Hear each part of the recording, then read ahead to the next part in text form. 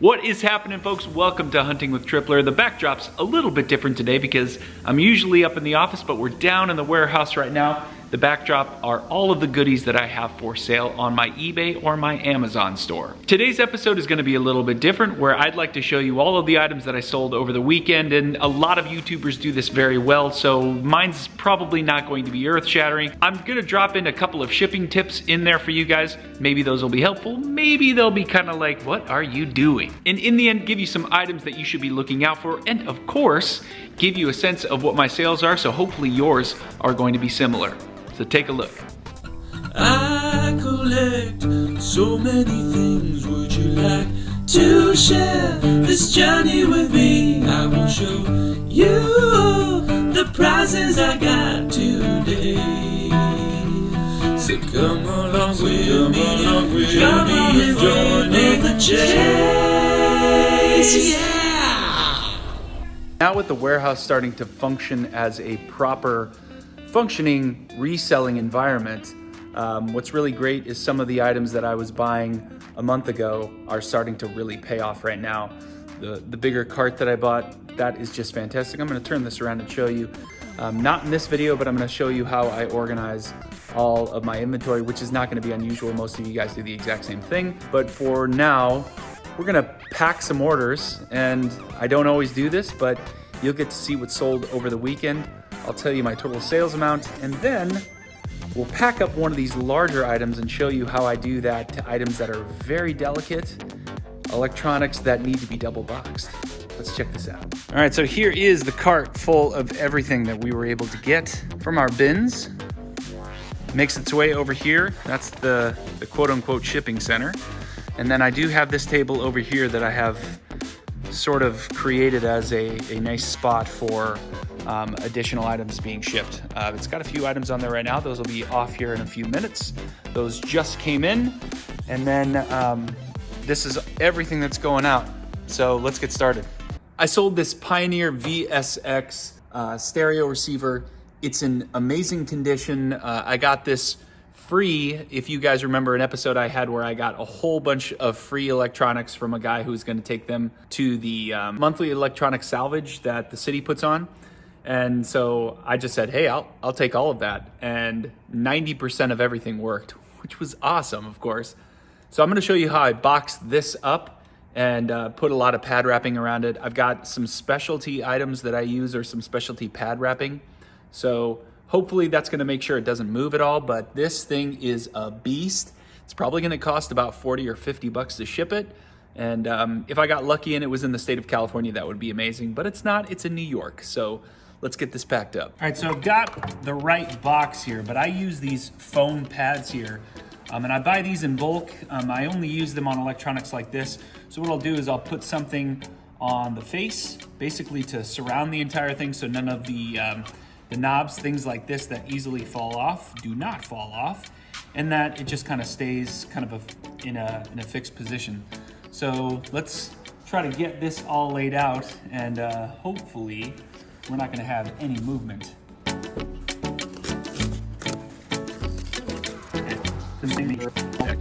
That looks pretty good. So what we'll do is we'll get some pad wrapping on it first.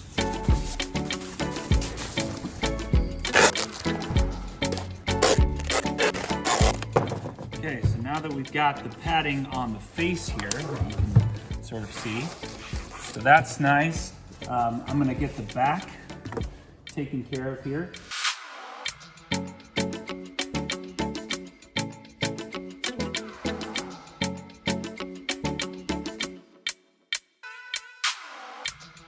Okay. So this is what it looks like. It's just really simple. This is a nice layer. I'm gonna put pad wrapping down now, and then we'll drop in the stereo next.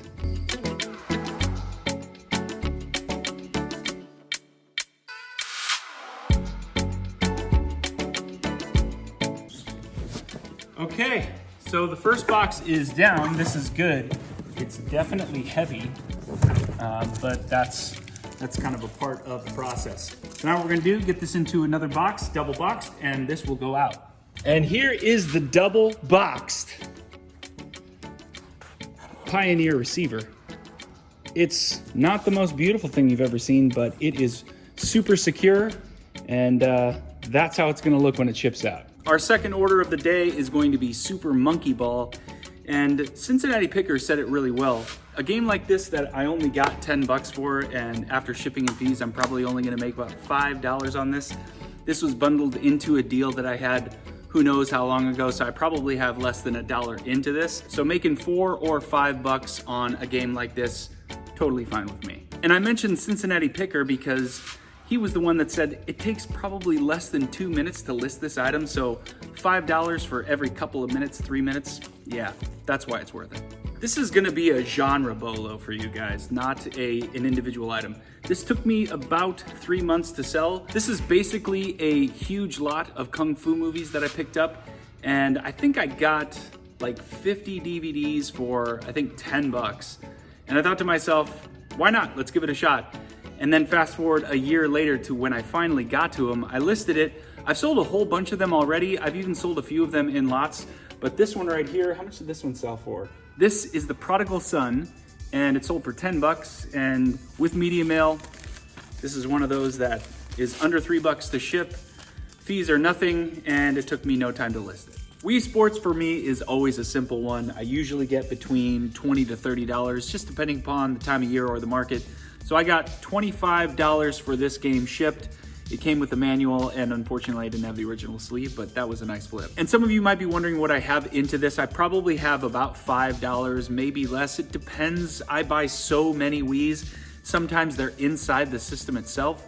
So I'm trying to average it out. Sometimes I get them for free in that sense, and sometimes I'm paying for them just because I want to bundle them with systems. But I would say on average, I'm paying between $3 to $5 per Wii Sport. All of the GoPro accessories that I bought in that huge lot have continued to sell. I'm making, I can't even, my original estimates way back in the day when I bought all this stuff was probably between $2,000 and $3,000 I was hoping to make. I'm probably upwards of 7 or 8 grand at this point. I would say I have less than 20 cents, maybe 5 cents into this one. And these sell for $8.95. And that's okay for me. A lot of times what happens is someone will buy like 5 or 6 of these, and that's when the profit margin goes way up. But since I have to ship just one, $8.95 minus the $3.50 shipping, it's not big money, but again, this took nothing and it's multiple quantity listings, so I love those. Here is one of 3 golf bags that I'm shipping off today, and they ranged from $80 all the way up to $125. I'll throw up on the screen the 3 that I just sold. But again, I've shown a video of how I pack these. I basically pad wrap the hard plastic areas. I put a sleeve over the top and the bottom, and I ship it out just like this. Pretty easy. And the golf bag market has never been bad for me. I've always had a good experience, so all I can say is that if you can find a decent brand, Nike, Callaway, OGIO, I know there's a handful of other ones, Ping, pick them up because usually you can get them for under 10 bucks and the flip is pretty decent. I know shipping can be between, if you're shipping it in-state, it's super cheap, but if you're shipping it across the country, it's anywhere between 25 and 30 bucks, which kind of sucks. But the profit margin on them is usually pretty good. I had a lot of Sega Genesis games. These were really kind of just the leftovers that I had from a big purchase. It was Joe Montana Sports Talk Football. I had PGA Tour, Andretti, Mario Andretti's Racing. These were really not great games, but in terms of lotting them together, I ended up getting 25 bucks. The shipping on it's gonna be kind of annoying because it's gonna be over a pound, so I can either do a padded flat rate or one of these and pad wrap these. I'm just gonna figure out which one's the safest and go that route, but $8 minus the 25 minus the fees, probably gonna pocket around 15 bucks or less on this. So years ago, I made a pretty significant investment into a side hustle that actually paid out really well. Won't go into the details of that right now. It left me with a whole bunch of video game racing equipment. So this is a Fanatic, this is a Club Sport 2.5, and this is for a steering wheel, just gives you sort of that motion feeling. And I sold this one for $329. The value won't be totally realized on this because I paid full retail on this years ago. However, the value that I got from actually having this being used was actually really significant. Now it's just recouping my original investment. This is one of my favorite to pick up at a thrift store. I love finding Apple chargers, OEM chargers. They are so easy to list and they're so easy to sell as long as you're putting them right at the right price range. They usually sell within the first week or two, and I usually get around 20 to 25 bucks for them. Other things that are kind of a throwaway at the thrift store are the OEM chargers by brands like HP, Roland, Sony. There's a handful of brands where you can get 15 to 20 bucks per cable and you're spending probably $1. For this, I probably have less than $1. I might have like 10 cents into this because this came in a big lot. But I like buying these big lots simply because this is 15 bucks in my pocket. I sold it for, let's see how much. I sold this for $15.95, and I always do free shipping, so some of you might be wondering where's the shipping calculated. I have to subtract that off of my total. So in my pocket, probably about 10 bucks on this one. Here's another example of some of that video game racing equipment that I have. This is some of the newer stuff that I had. This never came out of the box. I think this is like 3 or 4 years old now, but I sold this one for $329.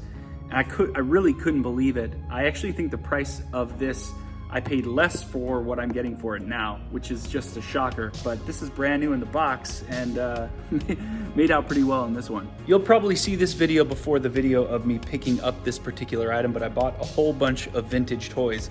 I'm gonna show you how I wrap this one because this one has a tab on the back of the box and I don't want that to bend. It already is bent, but I don't want it to get any worse, so I'm gonna show you exactly how I pack this one up too. So I put a little bit of blocking right here. You can see it's kind of just flopping there. So I put a little bit of blocking, and then I will pad wrap this, just enough.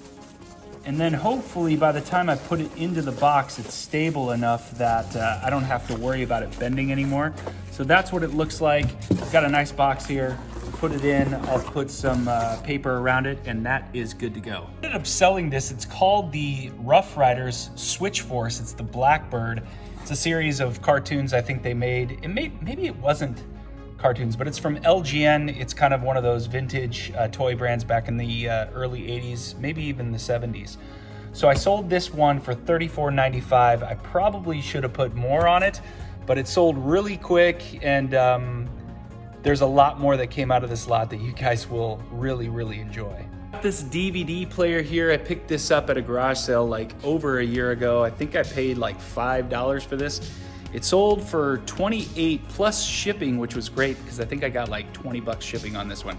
Go out FedEx. I use 18 by 12 by 4 boxes for anything like this, including some systems. So FedEx has typical box sizes that they look for, and it actually is usually pretty cheap when I ship 18-12-4, and these things slip so easily into those types of boxes. So little tip for you guys. This next one came in the same bulk lot I got all of those vintage toys, and he gave me video games as well, but this one was, I didn't realize how rare this was until after it already sold, which really stinks because I kept thinking about it. I saw comps on it, brand new sealed Tekken Tournament.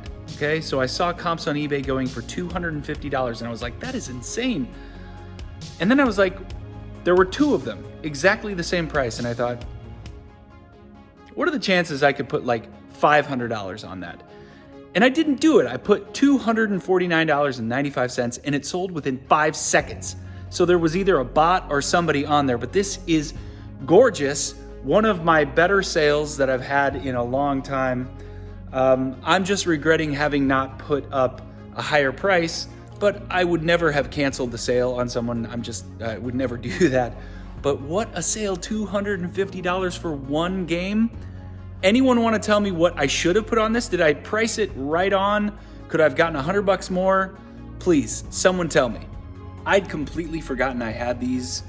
They've been listed for probably 6 months or more, but I had a lot of, it was 5 comics, some Marvel, but look what was right on the top. The Vision and the Scarlet Witch, issue number 2. Man, and then a whole bunch of Avengers. This is part 1 of the Supernova Saga. And I'm pretty sure I underpriced all of these. This entire stack here was $12.95. I looked up some of these after the fact, and though they're not in like pristine condition, they're all good. And I think one of these is going for like 25 bucks on its own. Hey, but the truth is it sat for a long time. And I think one of the reasons it sat for so long is because someone had to actually look into the lot to see which comics were in there, because they didn't call them out individually. Yes, I did. I called them out individually. Why did it take so long to sell these? Anyway, whatever. Everything is packed up, it's in the car, so, and I think I showed you probably 80% of everything that I sold, not every individual item, but let's go through the total sales. So it starts on Friday and it goes all the way up until last night. On Friday, my gross sales were $1,009. That was really just sensational. But Saturday was such a bummer. These are the days that I wonder what happened. It's not because of listing, because I've been listing like crazy, but it was $200. And it did have some Amazon sales that were in there, but they were only, I think, like a total of $28. It was a really slow day on Saturday, and I was super bummed out. But then Sunday came around and it got a lot better. It was $913. So my 3 days, so Friday, Saturday, Sunday, it was just over $2,100, which is $700 a day on average. That's the goal that I'm trying to hit. So I'm very pleased with that. But with the number of listed items that I have right now and the quality of the item that I have out right now, I'm really surprised, because I was thinking I was gonna see a spike for the next couple of weeks here. I really need those spikes to help out those summer months that are gonna be coming up. We'll see if that spike hits this week, because right now my sales for the day, and we're at 440, my sales for the day are $163. That is just nuts. It happens, but I gotta go with the ups and the downs, and as long as it averages out right where I want it to be, I should be fine. Let's take a look at the stack, and that will do it for today. Here's the stack for the day. It was, like I said, about a $2,100 weekend. I'm very happy with those results. Would like that to be higher, but gotta keep grinding, keep working. Thank you guys for joining me for this little episode today. I'm gonna see if I can't do this once a week.